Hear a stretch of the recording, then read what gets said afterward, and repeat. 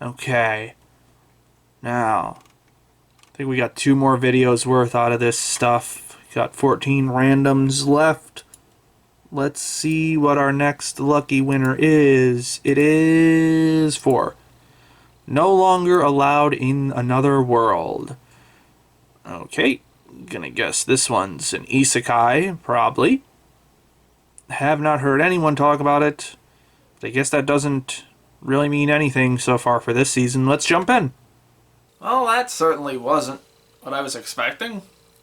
Still not good, but not what I was expecting. I got a little over an episode into No Longer Allowed in Another World. Don't understand the title at all. I'll give it credit for having an interesting isekai protagonist in that it's just this fucking sad sap author dude who just wants to die. Very Osamu Dazai-ish, if his character in Bungo Stray Dogs is anything to go off of. But this show is so disjointed in, like, the there's something about the flow of events, the flow of dialogue, just the way everything moves together that just feels disorienting. Things don't make sense for some reason in the sequence that they're happening. I can't quite explain it, but just something feels off, and it's like throwing me. Also, all the side characters suck shit. They're all terrible. And it is making fun of isekai tropes in like the blandest, super fucking obvious way possible. Like, they literally have the the hero summoning truck or something. They have fucking Truck-kun in this show. They're like, hey, it's the isekai thing. You got hit by a truck and now you got isekai'd. We're lampshading the fucking shit out of it. We're fucking lampshading it. It's so goddamn abrasive. Blech.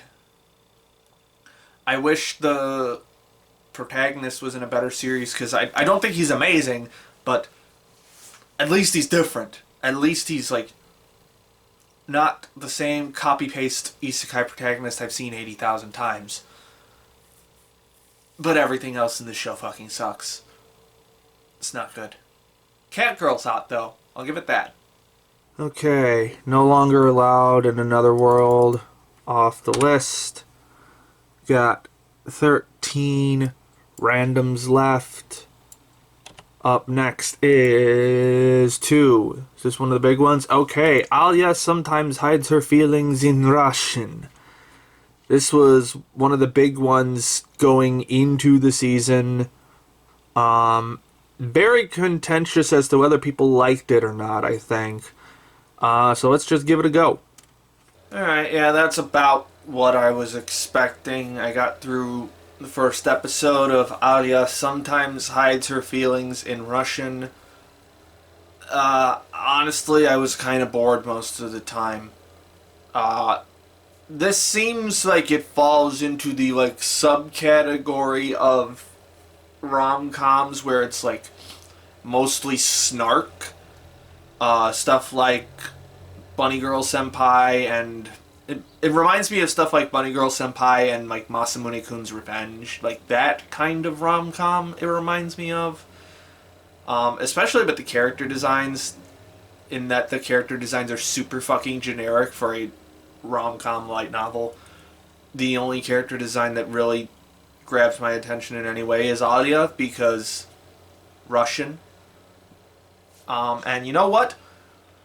They focused on the things that they thought mattered, which is the character design of the girls and the fetish stuff. We got a panty shot in the first episode of this show. How long has it been since I've seen a fucking panty shot in the first episode of an anime? Like a high-profile anime, I should say. Because this is a fairly popular show. At least in terms of seasonals. Yeah. I guess that happened. The fetish stuff was the best looking stuff. Had some feet action. What the fuck am I talking about right now? This is the only thing I have to talk about with this show because the rest of it's so boring. I wanted to at least get to, like, there was a very popular GIF of, like, a cut of animation floating around on Twitter of the little sister character. I wanted to at least get to that because the little sister character seems completely fucking unhinged and might have actually made the show more fun. But it's just kind of plain. It's, like, not the most boring thing in the world, and it's not, like, offensively bad, but it's just so plain. The snark is not, like, clever or gut-bustingly hilarious. It's just kind of like, it's just that level. I don't find any of the characters particularly compelling, except for the fact that the MC is, like, an actual otaku, stays up till 3 a.m. watching anime, plays gacha games, and is, like, totally unashamed of it. So I guess that stands out somehow, I guess. I really don't have anything to say about this show. I have seen 8,000 variations of this show before, and this one isn't particularly better than any of them. Bleh. I actually did forget to mention the one thing that actually is kind of notable about this show, and that's that all of the EDs are apparently covers. Like, the first one is a cover of a Flow song. Like, I heard it and I was like, wait, I've heard this fucking song before. And it's by Flow. Like, they do Hara Hara Yukai for episode 11. They do fucking... What was the other one? They do Kimagure Romantic in episode 11. Or... What? Did I just mix up the numbers? Whatever. This show's boring, and it's also not a great Sumire Uesaka performance, if I'm being honest. It's not great. So, let's take Alya off the list and roll again. We're down at 12 now. Let's see what we get. 7. Senpai Is an Otokonoko. This is another one of the big ones from last season. Well, big relatively. This one seems like might have a little more substance. Let's jump into it. Man, I really wanted to like that one, but it's just not working out. I got almost halfway through Senpai Is an Otokonoko. I got like a little bit into episode 6, and God, this show looks terrible. It is bad, which is just kind of the standard for Project Number 9. The studio, Project Number 9, makes bad anime. They're just not good at it. The highest level of quality is like average looking at best, but also it really heavily relies on like extensive chibi segments, and those chibi segments look really fucking bad. It kind of looks like if someone drew Pop Team Epic on accident, and so it doesn't look as good. It's so not... It's like these are the worst chibi segments I've ever seen in an anime. I'm just gonna say that. They're terrible. I don't like the designs. I don't like the line work. I don't like the way everything is like set up. It's bad. This show is not good looking at all. Very occasionally it'll have like some bursts of like decent like color design or shot composition, and like the character designs will be on model. But and you know what, there's not a lot of off model stuff except in the chibi segments, but the character designs are pretty bland overall, except for the senpai character because of the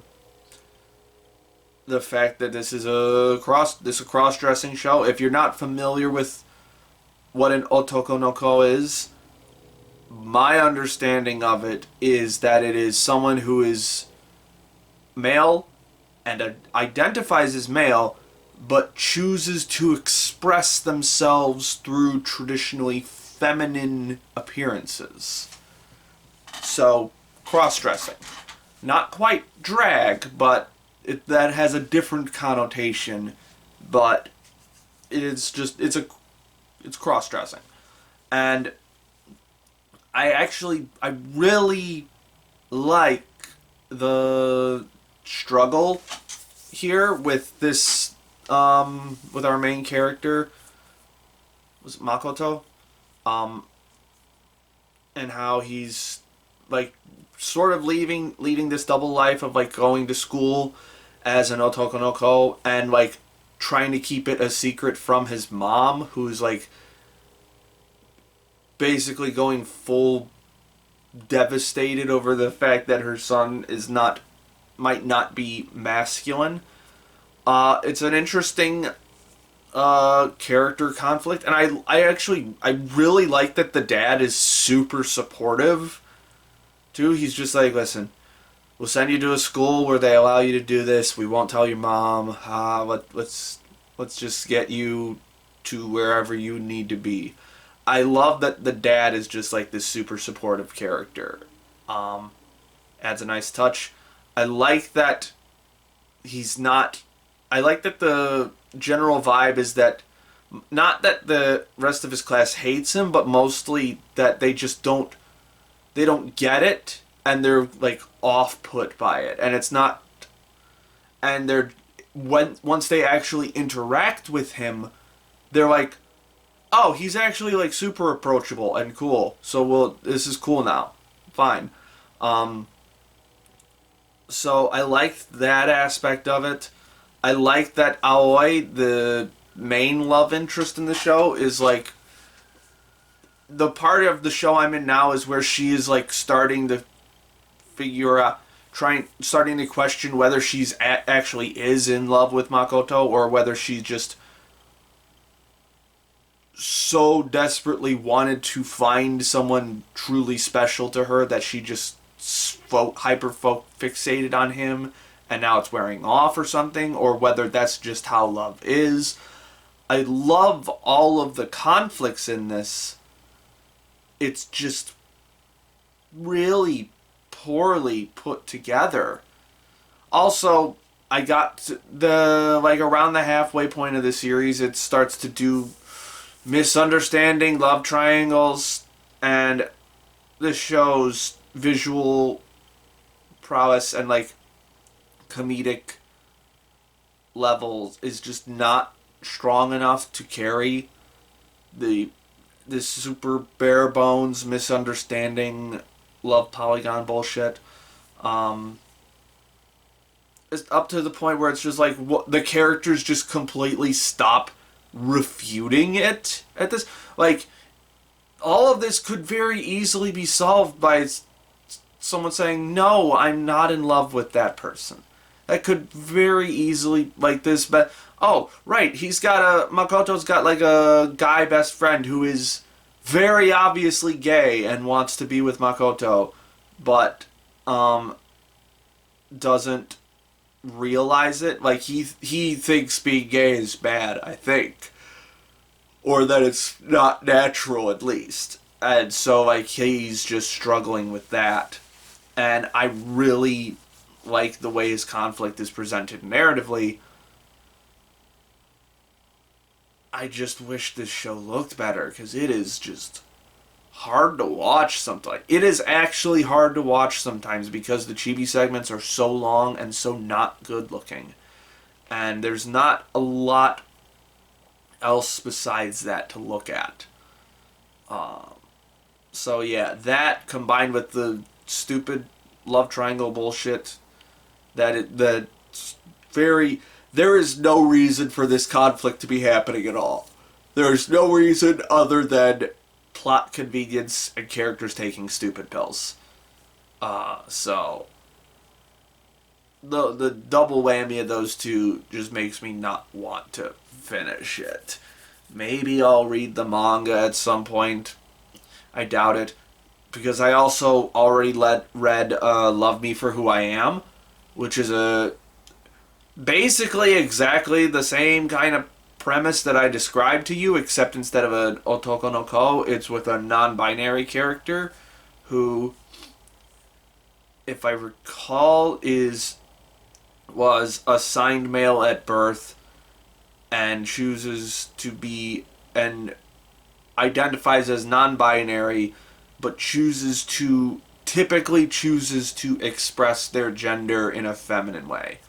That's a pretty good manga. It's only like 5 volumes, I think, so I would definitely recommend that one. And I would not recommend the anime for Senpai Is and Otokonoko. It's just not up to snuff. Okay, Senpai is off the list. Got 11 shows left. Let's see what we roll next. It's going to be 7 again. Vtuber Legend. Okay. It's another one that I heard pretty mixed but relatively decent reviews about, I think. I like VTubers. Let's jump into it. Yeah, not feeling that one, really. I watched the first episode of Vtuber Legend, it's something subtitle. This is gonna sound stupid because I don't think it's entirely intent, but this show is completely unrealistic. Stupid complaint, maybe, but like a lot of shit in this just doesn't make a lot of sense, mostly in like the dialogue, because like, okay, so the show's about a VTuber who puts on this very pure and like calm persona who accidentally leaves her stream running, and it's revealed that she's this fucking like insane beer chugging gooner. And it actually goes really well for her, I guess, which I'll buy it, I guess. What I don't buy is that her manager didn't immediately call her. Her manager didn't call until like way after the stream, like the next morning, it looks like. 'Cause like I don't know how VTubers work behind the scenes entirely, but I feel like someone, because she's part of an agency, she has gen mates. There are multiple gens in this from this corporation that she works for.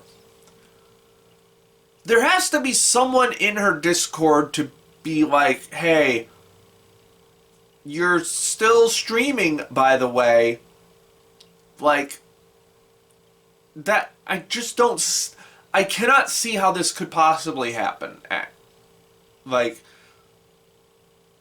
if it's like in her character to just ignore Discord messages or something, there's no way she would have made it to 3 months in before this happened.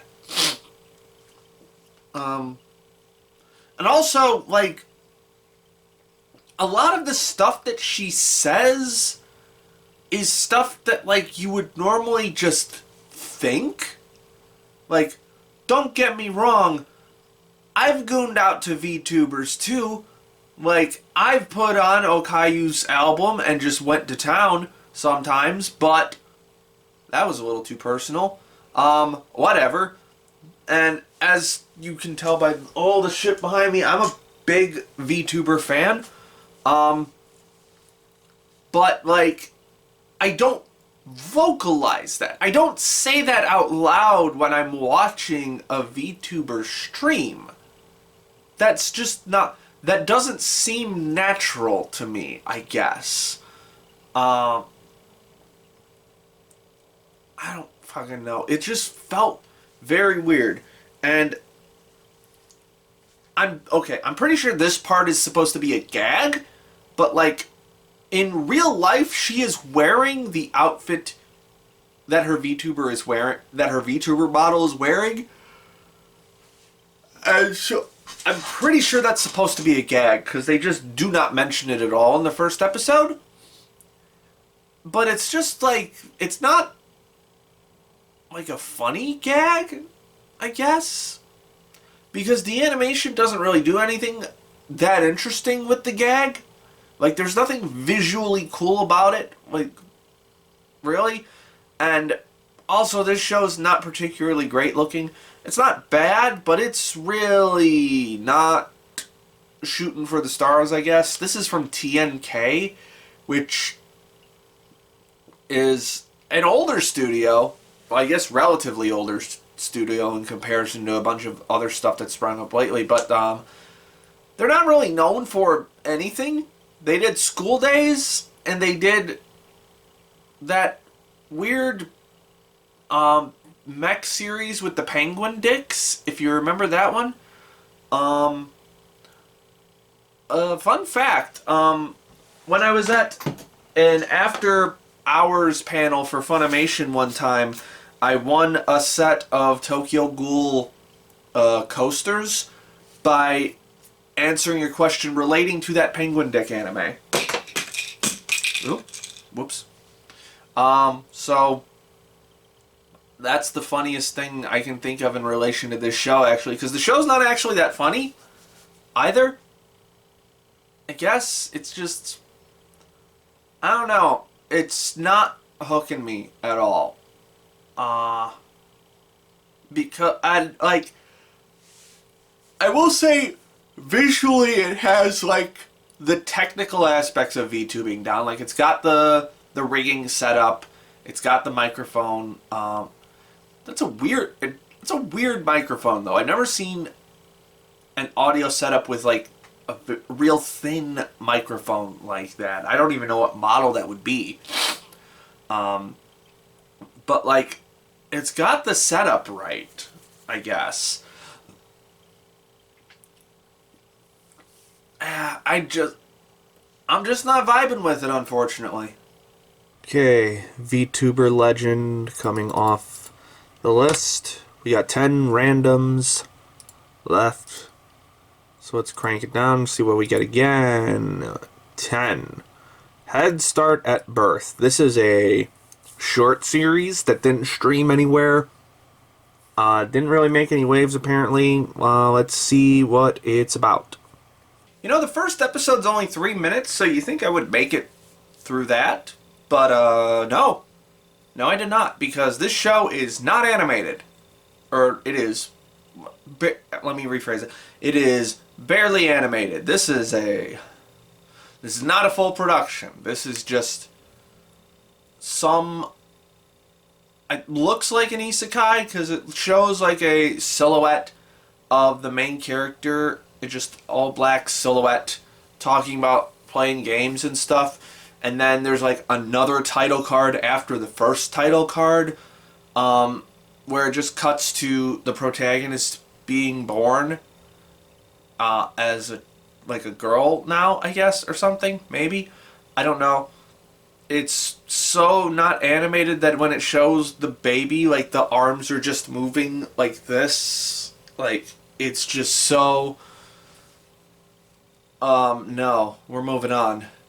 Okay, Head Start at Birth. Off the list. 9 randoms left. What do we get next? It is 2. What is 2? Days with My Stepsister. Okay, I know of one person, I think, that watched this. Maybe it'll be like that, fuck, what was that other one? From a couple seasons ago. That I can't even remember the name of.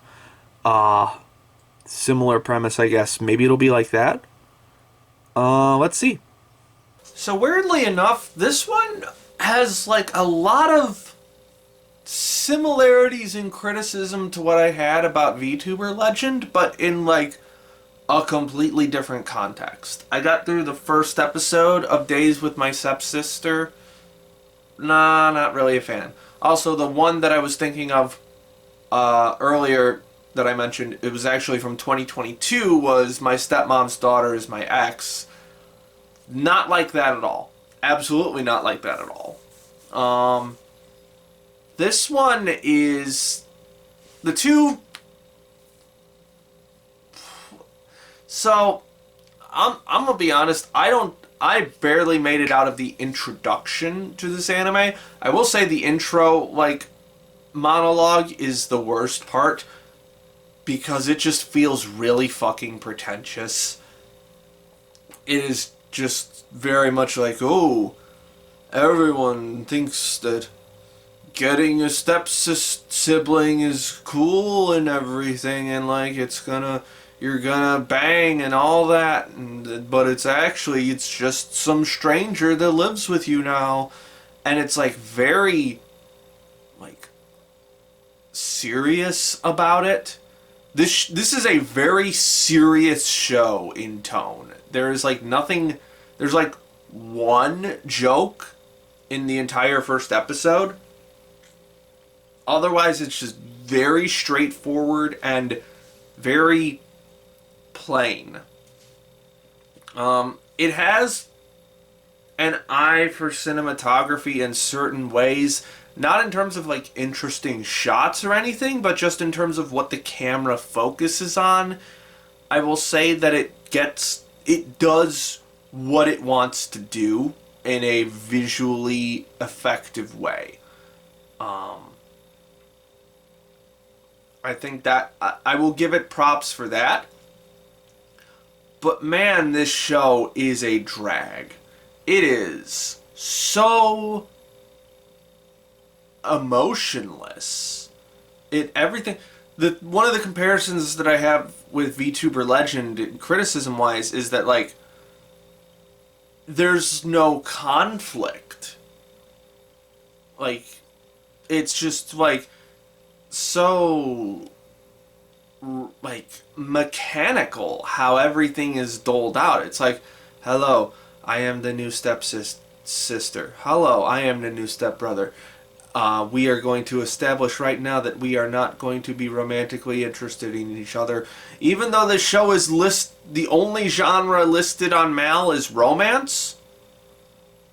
So either they're not the main couple in this series, or this show already lied about its premise. But in any case, it's just and then it's oh, you can stop. You don't have to talk to me so formally. I would prefer if you talk to me more casually. Okay, I'll start talking more casually.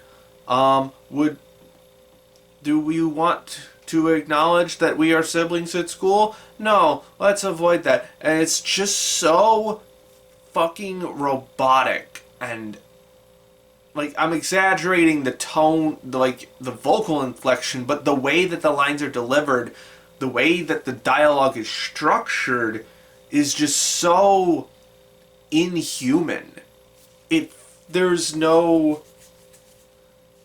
This doesn't.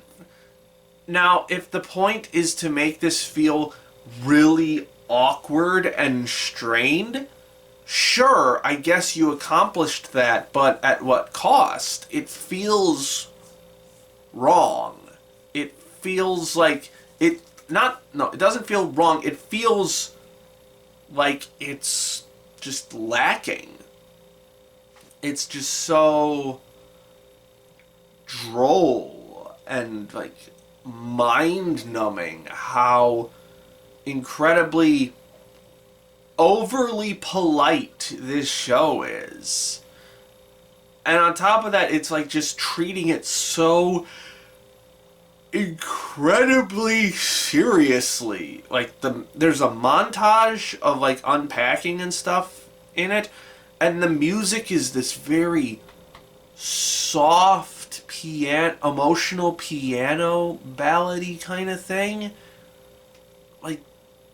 Why not just make this a slice of life show?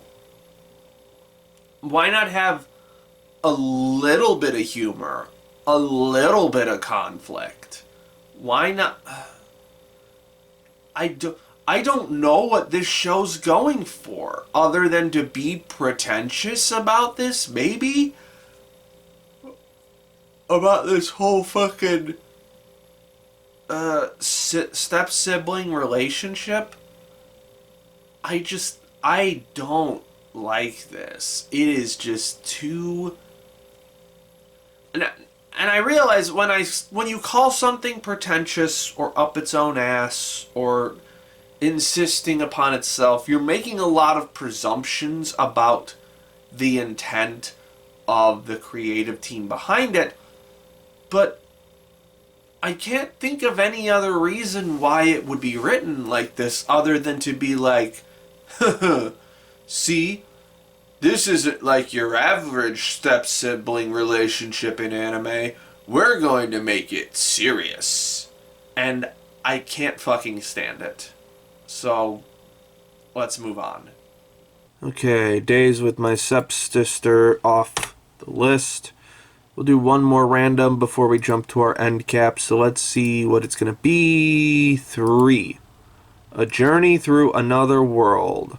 I don't think this is the full title. I think I just cut it off because it's another long-running title thing. I think this one's about, like, childcare, maybe? Stuff like adventuring and childcare. I don't quite remember. Let's jump into it. Alright, hopefully that's the last low-effort isekai of the season. I got like 5-ish minutes into... The fuck is this one called? What's the full title for this one? A Journey Through Another World, Raising Kids While Adventuring.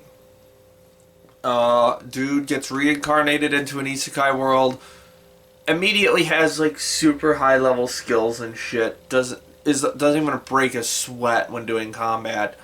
Like several hours after he's reincarnated, he's just fully acclimated to this world. And finds some like 5-year-old twins in the woods, gives them some food, and they immediately warm up to him. And also they're like super strong and really good at killing animals and like and monsters and stuff. And they just immediately warm up to him and it's all good, I guess. He just magically conjures like Japanese style school uniforms out of thin air or something. Like he calls it a delivery or something, but it just like shows up in his inventory. It's so fucking lame. And like, how does this stuff sell? I don't understand what, like, I don't know who reads this stuff enough. I don't know who reads this stuff enough for it to get popular enough to get a fucking anime.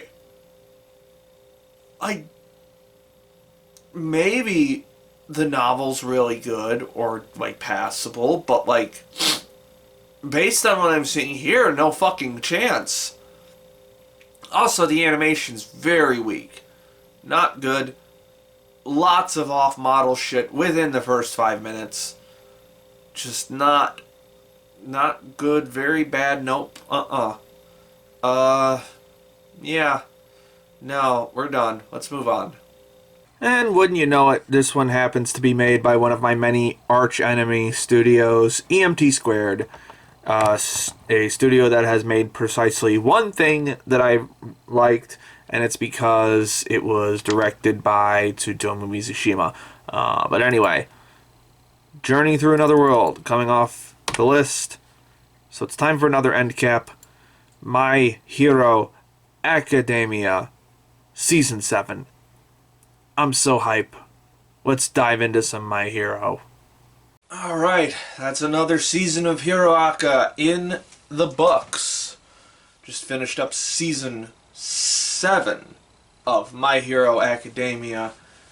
Fun little fact about my watching habit with this show. I noticed that, like, so far, all the even-numbered seasons of My Hero have been, like, my favorites.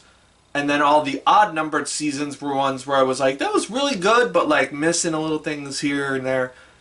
And I think this season finally broke that pattern. I still have a couple issues with it here and there, but dear fucking lord, this show is so goddamn good. I think, when was the last time I talked about it, not counting the movie, was season 6, so that was last year, sometime in the seasonal wrap-up show, I think. That might have been winter of last year, so it's been a year and a half now. And so, okay, this is the start of the big final fight. And most of the big final fight, actually. So, with the lead-in of the UA traitor reveal finally hitting. I will say the beginning was a little bit, what's the word I'm looking for? Rough is too strong a word. It felt like it was a little bit of unstable footing in terms of like editing. Actually, that's one of my like biggest, like, I guess, pacing and visual complaints about this, is that sometimes with this season, sometimes the editing gets a little bit unclear sometimes, which has not been an issue for me with My Hero in the past. I do believe this season has a new director as well. I don't know. I looked them up and I completely forgot everything that they did. I don't think they're I think they're relatively new to being a director. Which was also the case with when the guy for Season 4 took over. Murakami, I think, was the director for Season 4 when he took over, and his stuff was really good. And also the stuff in this season's really good too. Like, there's much like the Season 4, there's a lot of really great abstract kind of imagery, the way with it plays with these very dark colors meshing together and just sort of exploding all over the place. It was really cool. Some of the symbolism's really cool. But yeah, there was a little bit of editing issue in the beginning, but once like the battle really started in earnest, it's just like we're off to the fucking races. And boy, this show is so incredibly bingeable. Like, normally, like, what'll happen when I'm watching these, even with shows that I'm enjoying, because I'm fucking scatterbrained about a bunch of shit, is like, I'll watch an episode and be like, okay, pause it for like 5 minutes, play on my phone for a little bit. This one is just like, I'm locked the fuck in, we're gonna binge this. It still took me 3 days, but that's because of other things that I had to do. So, yeah, what? Average about 7 episodes a day, so that's not bad. Yeah, this was just absolutely. I'm already at a loss for words. Where do I even fucking begin with this? Yeah, the pacing once the battle started was fucking just balls to the wall. Everything's happening. Let's go. I will say another minor critique I will say though is, it's a little hard to remember where everyone is when the battle starts in earnest, because there's like 40 named characters all fighting at once in this final battle, and there's like at least 5 different locations, possibly 6 or 7. I honestly lost count where everything is happening. So, it is very much just sort of like, wait, I thought he was in that other place, I guess not, he's over here. I don't know if that's necessarily the fault of the show, or just me not paying close enough attention, or it just being unclear, who knows. But,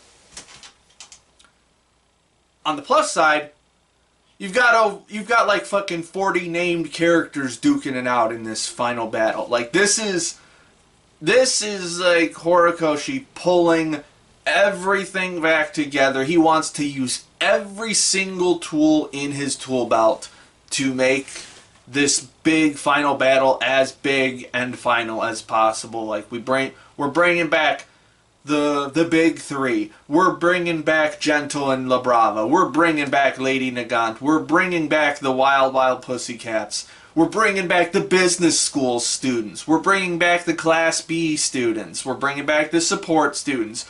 Everyone is coming together, and they all get their little, like, 15 seconds of fame.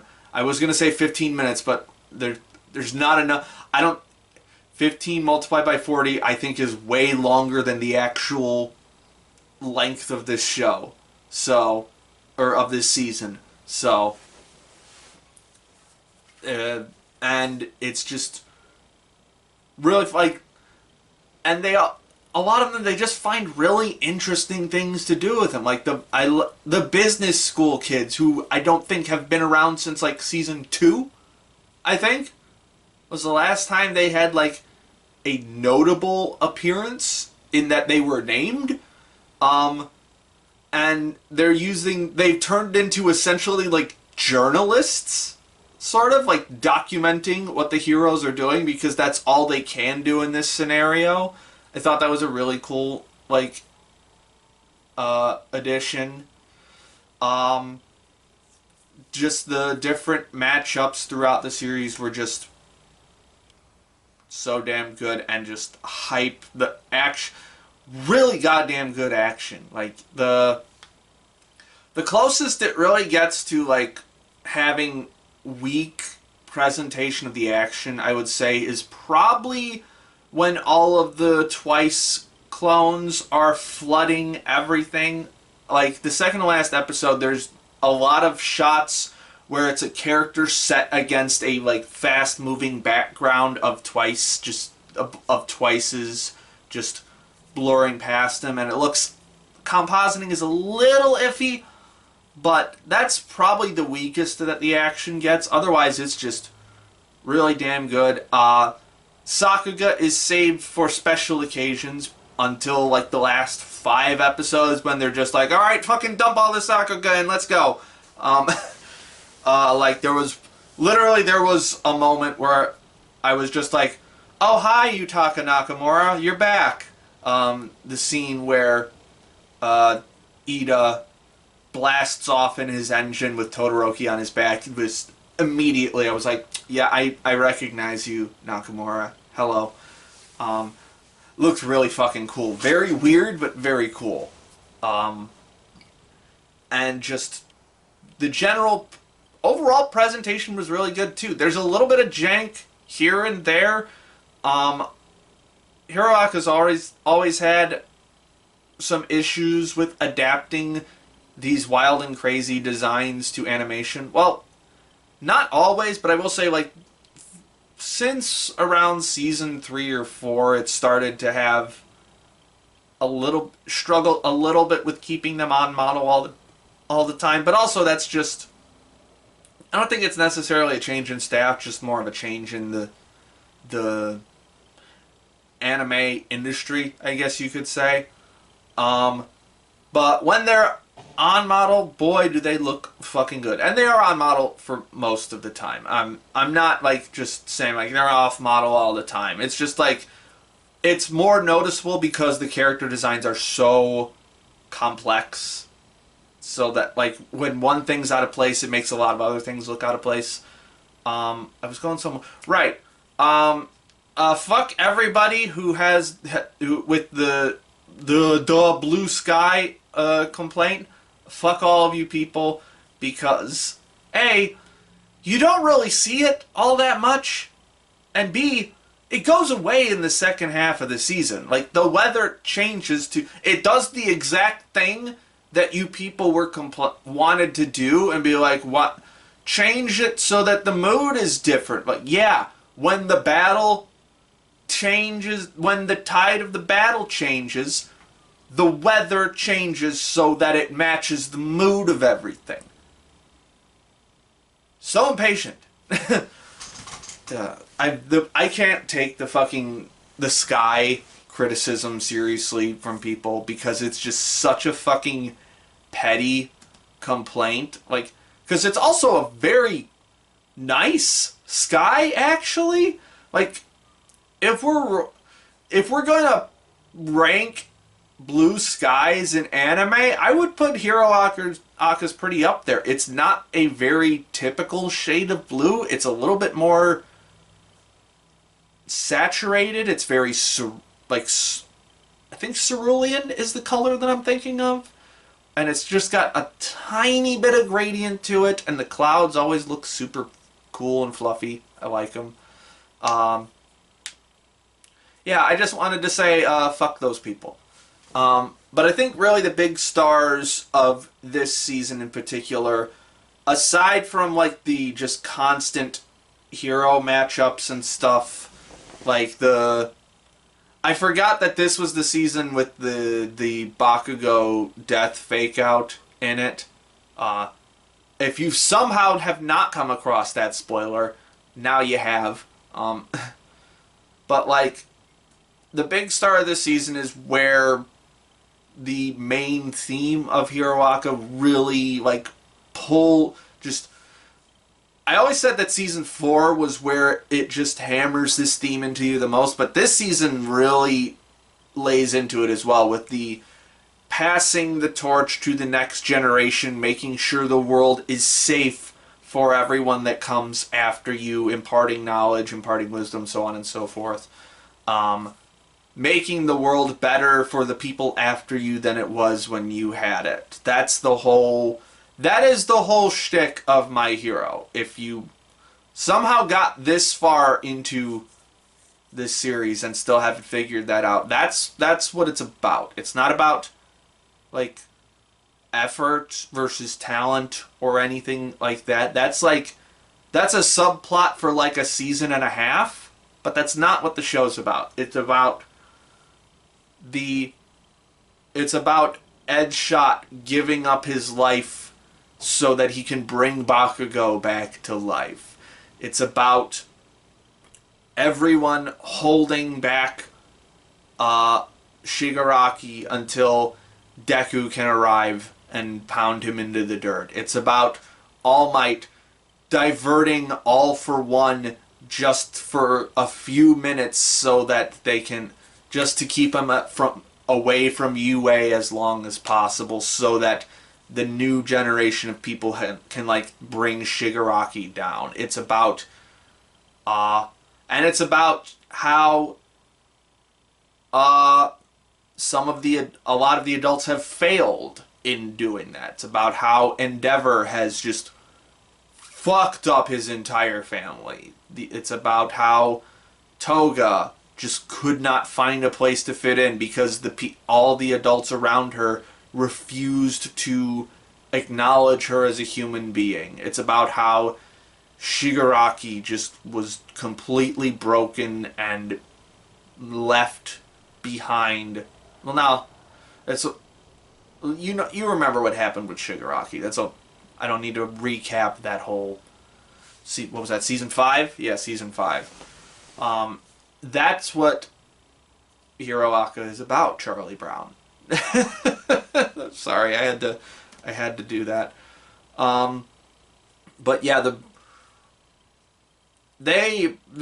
this might have like one of the best final 3 episodes of any season of an anime that I've seen. Like, just back to back to back incredibleness. Like, we got the Dobby fight which only took up the back half of the third to last episode. Like, I remember that being a little bit longer in the manga, but also there was the Dobby battle before that too. There's 2 different Dobby fights in this season. One between Dobby and Shoto, and like Shoto proving that he is able to confront his family's past to the fullest extent, and then Endeavor finally accepting Dobby / Toya. I really like how a lot of the way that these villains' stories are resolved are actually like very simple. Like, I love that it's a reflection of, if you had just done this one thing different, nothing would have happened. If you had just if Endeavor had just humored Toya and shown up to watch him burn stuff in the mountains, this wouldn't have happened. And he wouldn't have almost died and then been abducted by All for One. If Toga's parents had been a little bit more empathetic and tried to understand what she was doing, she wouldn't have turned into a serial killer. And so like when those issues are alongside the gigantic fight that is happening, those issues are finally corrected, and that like sort of mentally breaks these people. It's like Dabi finally is like, they're finally looking at me. Toga, when she's confronted by Uraraka, is like, someone is finally trying to understand who I am and isn't just forcing their own version of justice on me, or is labeling me as a freak, or telling me to suppress who I am. And I cried twice in these last 3 episodes. I cried I cried during the end of the Toya fight, and I cried during the climax of the Toga fight. The cutest girl in the world. Man, that's just fucking heartrending. And I actually read that volume of the manga fairly recently too. It was like a couple weeks ago. Very convenient that this season of the anime ended pretty much where volume 39 ends in the manga. So it's like nice and fresh in my memory, kind of like it was with when I watched Otokonoko. And I will say I had like slightly less issues with like, oh, they didn't adapt this right and stuff. Like there was one where I was like, okay, I would have like tilted this image a little bit. I would have tilted the image of Uraraka saying the cutest in the world a little. I would have rotated it counterclockwise a little bit. But pretty much that's it in terms of like it being an adaptation.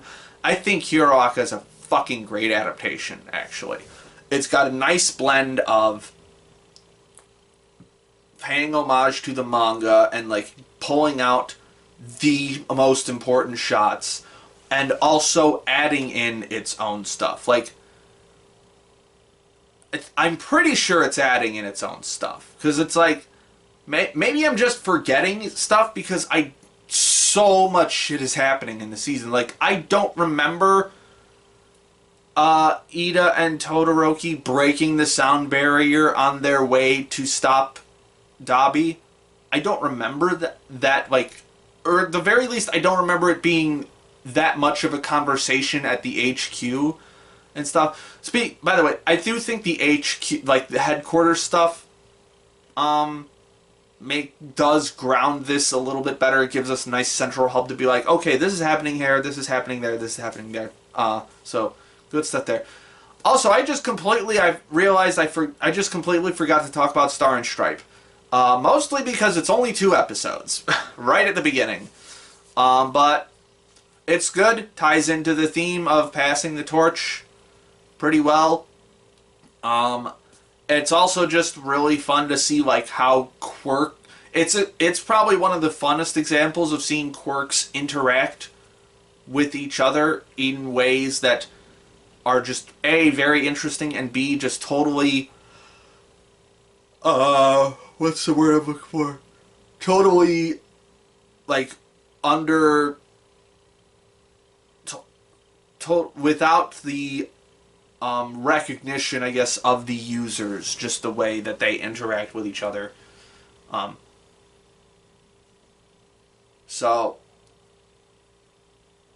Yeah, my thoughts are just all scattered all over the place with this. It's doing all the things that Hiroaka has always done that made Hiroaka really good. It's just finally drawing to a close, I guess. Does anyone remember when that one Tumblr post went around about a fake conversation where Horikoshi said that he completely forgot about the UA Trader arc subplot? Does anyone remember that Tumblr post? And how so many people fell for it? Not me. I totally didn't fall for it at all. I didn't. Anyway, I thought that part of the series was pretty good too. It's just that's another one of the things that. Oh right, I was about to wrap up without talking about all the politics. I completely forgot about the politics in this. But anyway, I like this theme of of rehabilitation. I like that there is a there is not a limit to you have done too much damage, you have killed too many people. You can be rehabilitated. That doesn't mean you're not going to be punished, but you can be rehabilitated.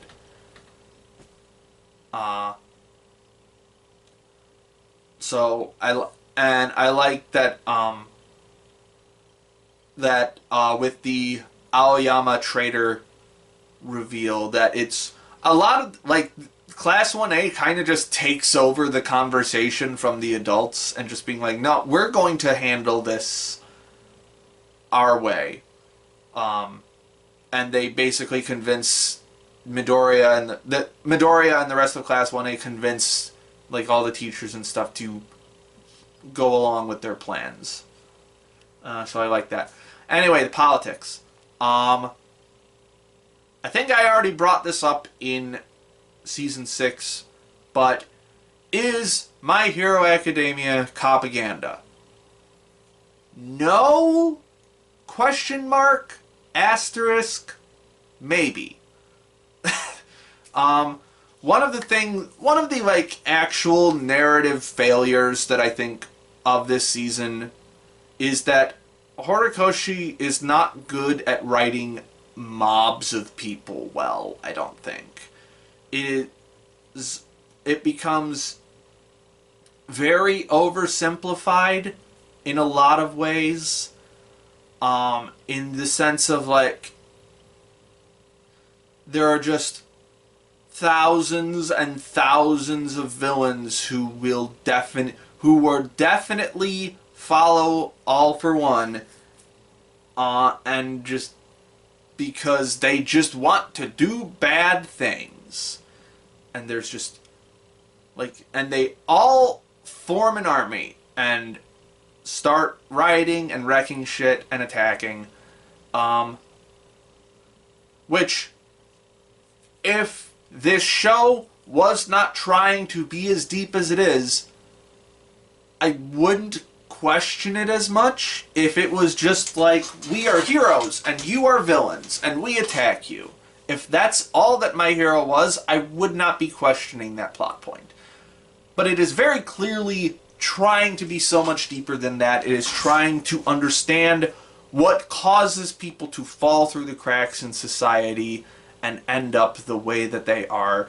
It has a whole racism subplot in this with the heteromorphs and stuff, and how we have thousands of heteromorphs attacking a hospital.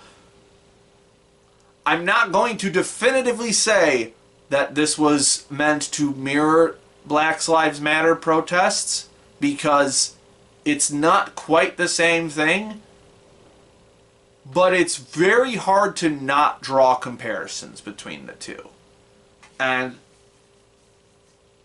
again, they are not similar either, because it's in their conclusion either, because it's what happens in My Hero is again, going back to Horikoshi not being able to write mobs well, is they finally break into the hospital and they just see a line of doctors forming a barricade, and then it's and suddenly they did not want to riot anymore. I understand the symbolism of it, but that's not how rioting works. I'm sorry.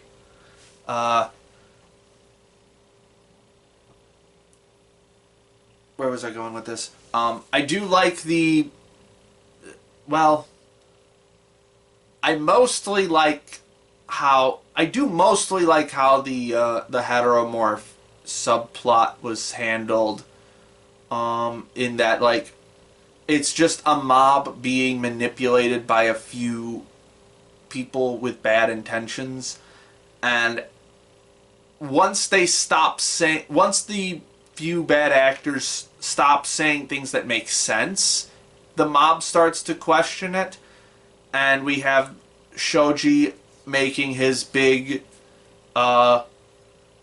you city heteromorphs don't understand what it's like out in the country speech. And just, but also, and then also his speech about, like, what the fuck does this hospital have to do with anything?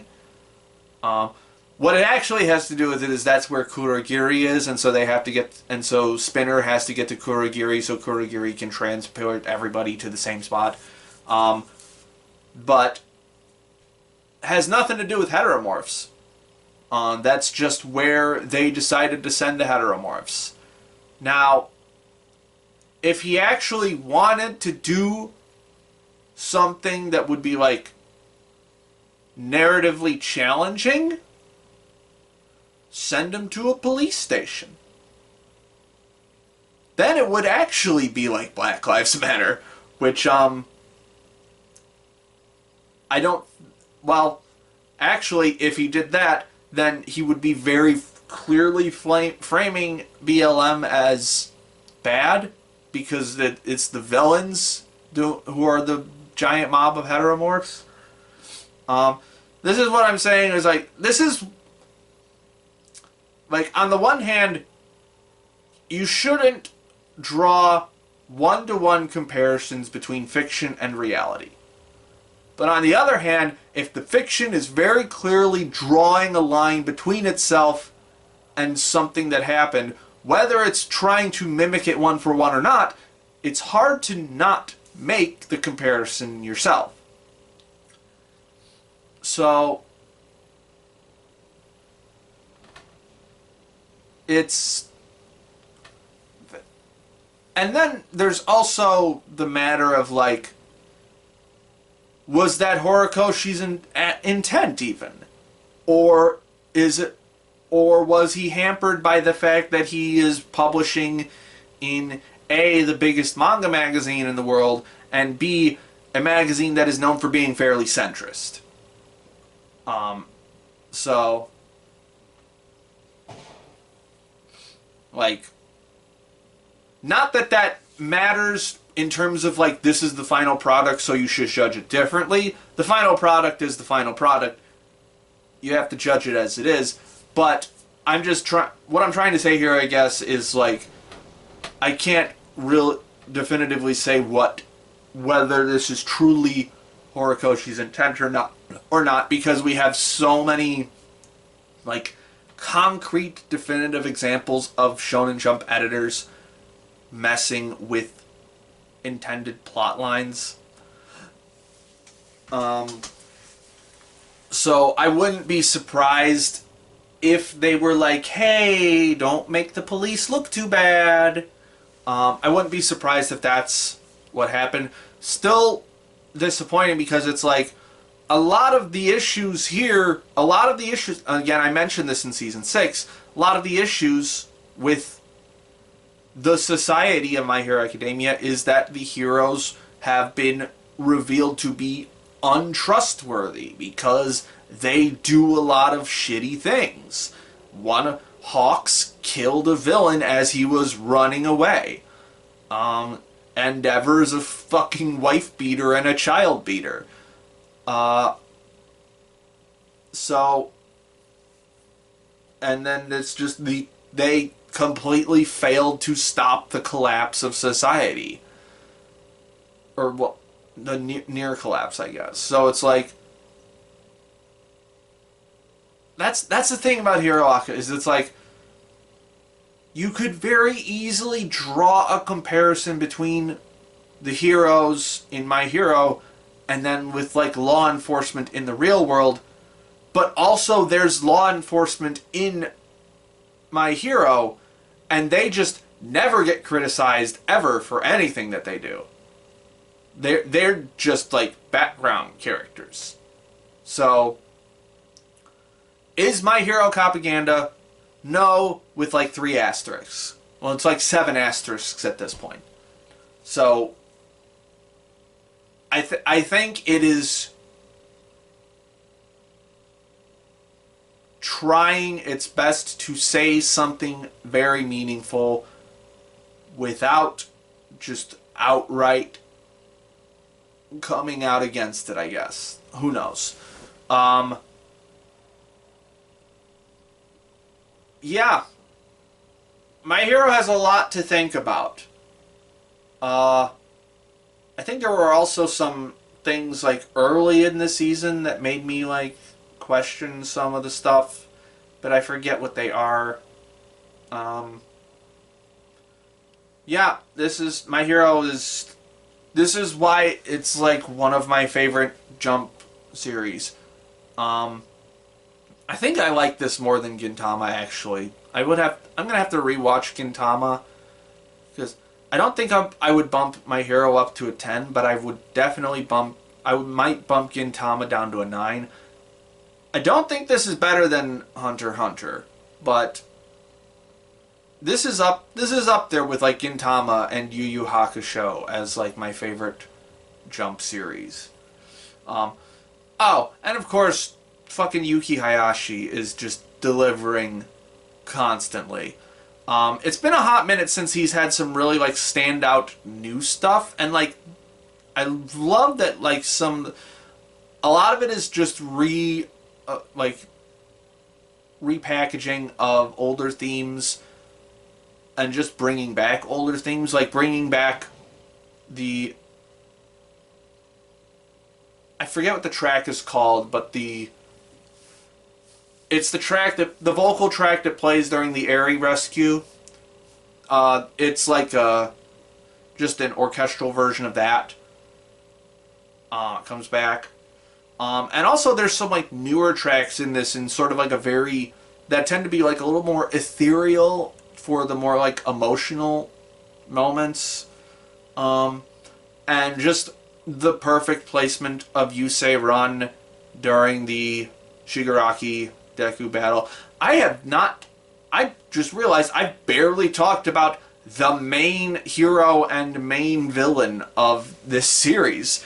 Mostly because, like, they're just kind of chugging along. I like that we are continuing down the road of Shigaraki slowly rebelling against All for One, because he is, again, All for One is sort of the ultimate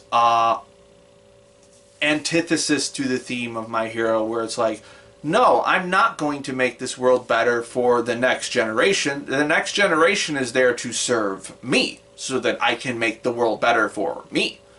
And ultimately that comes back to bite him, in that the person he chose as his, like, successor, in that, not successor in like you're going to carry on my legacy, but successor in that eventually I'm going to take over your body. His Shigaraki ultimately rebels against him because no, he doesn't want to be just a puppet for his master to use. He is his own twisted, fucked up person. And so we have that coming across, and so we have Deku coming in to be like, you look like you need saving. Yeah. My Hero's good. I am super hyped for the final season. It's probably only going to be 1 core, based on the rate at which everything's getting adapted. I'm going to bet that it's only 1 core, because there's only 3 volumes left, I think. So, like, 4 episodes per volume, that makes perfect sense to me. So maybe it'll be 13 just to really cram everything in. But, yeah. I don't think they've announced when that is yet, but boy, I'm hyped.